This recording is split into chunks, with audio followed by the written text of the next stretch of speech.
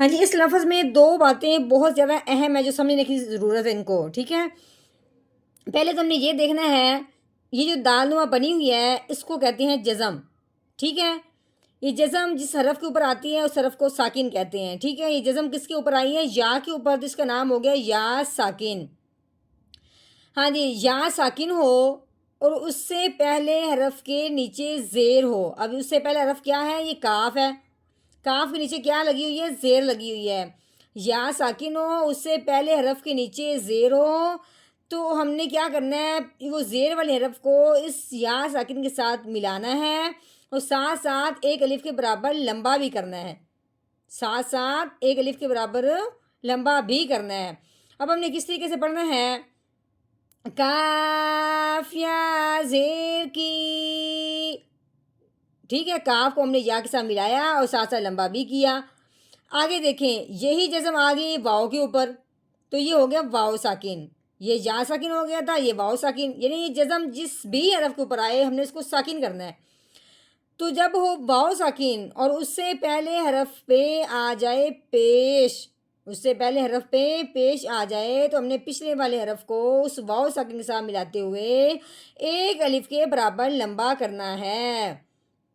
اب ہم نے دال کو واؤ ساکن کے ساتھ ملانا ہے اور ساتھ ساتھ لمبا بھی کرنا ہے، تو کیسے پڑھیں گے؟ دال واؤ پیش دو، ٹھیک ہے؟ یہ ہم نے کیا پڑھا تھا؟ کاف یا زیر کی، دال واؤ پیش دو۔ ہاں جی، اس بات کا ہم نے خاص طور پہ دھیان رکھنا ہے کہ لفظ کو لمبا کرنے کی وجہ کیا ہے اور کیوں لمبا کرنا ہے اور کتنا لمبا کرنا ہے۔ نحمده ونصلي على رسوله الكريم، اما بعد فاعوذ باللہ من الشیطان الرجیم، بسم اللہ الرحمن الرحیم۔ السلام علیکم ورحمۃ اللہ وبرکاتہ۔ امید ہے آپ سب خیریت سے ہوں گے، انشاءاللہ جہاں ہوں گے ایمان اور صحت کی نعمت سے مالا مال ہوں گے۔ ہاں جی، تو آغاز کرتے ہیں ہم اپنے آج کے سبق کا دعاؤں کے ساتھ، تو چلیے شروع کرتے ہیں۔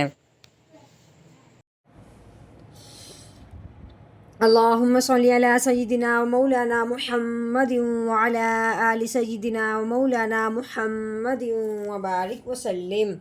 رب اشرح لی صدری ویسر لی امری واحلل عقدۃ من لسانی یفقہوا قولی۔ رب زدنا علما، رب زدنا علما، رب زدنا علما۔ اعوذ باللہ من الشیطان الرجیم، بسم اللہ الرحمن الرحیم۔ ہاں جی، یہ الف ہے، الف کے نیچے آ گئی ہے زیر، الف کے اوپر زبر ہو، الف کے نیچے زیر ہو یا الف کے اوپر پیش ہو تو اس الف کو الف نہیں پڑھتے، اس الف کو حمزہ پڑھتے ہیں۔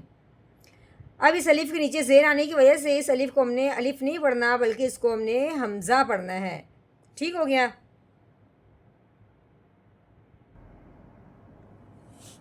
ہاں جی، آگے جب ہم نے دیکھا ہے، آگے یہ ہے نون، نون کے اوپر کیا لگی ہوئی ہے؟ تین دنوں والی شد، تو شد جس حرف کے اوپر آتی ہے وہ پچھلے والے حرف کو اپنے ساتھ ملا لیتی ہے۔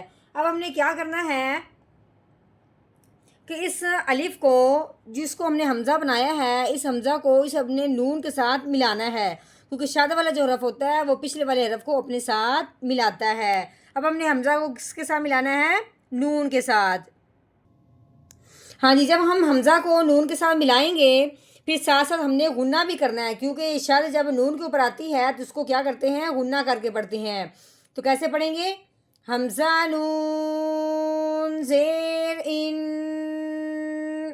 ہاں جی، اس کے بعد نون کے اوپر لگی ہوئی ہے زبر، نون زبر نا، ان، ہاں جی، آگے ہاں کے اوپر لگی ہوئی ہے پیش، آگے یہ میم، میم کے اوپر یہ جو دال نما بنی ہوئی ہے اس کو کہتے ہیں جزم۔ یہ جزم جس حرف کے اوپر آتی ہے اس حرف کو ساکن کہتے ہیں۔ اب یہ جزم آئی ہے میم کے اوپر جس کا نام ہو گیا میم ساکن۔ ساکن حرف جو ہوتا ہے وہ پچھلے والے حرف کو اپنے ساتھ ملاتا ہے۔ اب اپنے ہاں کو میم کے ساتھ ملانا ہے تو کیسے پڑھیں گے؟ حامیم پیش ہم، انہم، ہاں جی آگے یہ یا ہے، یا کے اوپر لگی ہوئی ہے زبر، آگے یہ کاف ہے، ٹھیک ہے، تو کیسے پڑھیں گے؟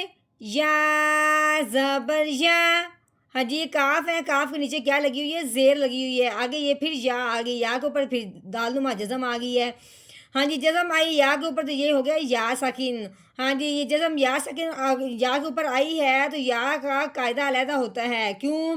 کیونکہ اس کا قاعدہ یہ ہے کہ یا ساکن سے پہلے جب زبر زیر آ جائے، یا ساکن سے پہلے حرف کے نیچے زیر آ جائے تو پچھلے والے حرف کو اس یا کے ساتھ ملاتے ہوئے ایک الف کے برابر لمبا کریں گے، تو کیسے پڑھیں گے؟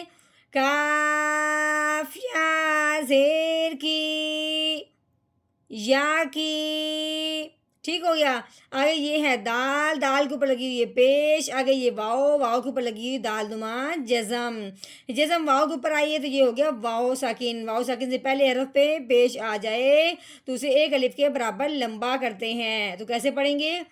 دال واؤ پیش دو یا کی دو، ہاں جی آگے آگے یہ نون، نون کے اوپر کیا لگی ہوئی ہے؟ زبر، نون زبر نا، یا کی دو نا، ٹھیک ہو گیا، ہاں جی آگے دیکھتے ہیں، ہاں جی آگے یہ ہے کاف، کاف کے اوپر کیا لگی ہوئی ہے؟ زبر لگی ہوئی ہے، آگے یہ یا ہے، یا کے اوپر جو لگی ہوئی ہے جزم ہے، جزم یا کے اوپر آئی تو یہ یا ساکن ہو گیا، ہم نے یہاں کیا پڑھا تھا کہ یا ساکن سے پہلے حرف کے نیچے زیر ہو تو اس کو ایک الف کے برابر لمبا کرتے ہیں ملاتے ہوئے، تو یا ہے یا ساکن سے پہلے زبر، یا ساکن سے پہلے زبر آ جائے تو اس کو لین کہتے ہیں، اب لین کا مطلب کیا ہے کہ ہم نے پچھلے والے حرف کو اس یا کے ساتھ ملاتے ہوئے نرمی سے پڑھنا ہے، کھینچ کے نہیں پڑھنا، تو کیسے پڑھیں گے؟ کاف یا زبر کئی، کیسے؟ کئی، ہاں جی دال کے اوپر لگی دو زبر، دو زبر ہوں، دو زیر ہوں یا دو پیش ہوں اس کو تنوین کہتے ہیں، اب یہاں پہ ہم نے تنوین کو کس طریقے سے پڑھنا ہے؟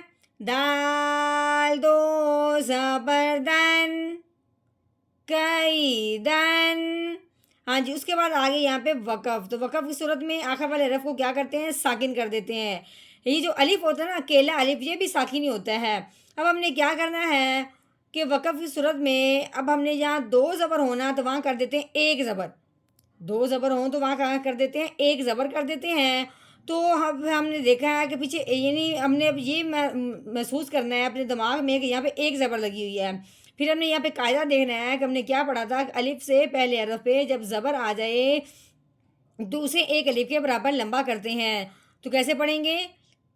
آگے وقف قیدا، قیدا، ٹھیک ہو گیا، ہاں جی اس مکمل آیت کا ہم نے توڑ کر لیا، اب ہم نے کرنا ہے اس کا جوڑ اور روانگی کے ساتھ، تو کس طریقے سے پڑھیں گے؟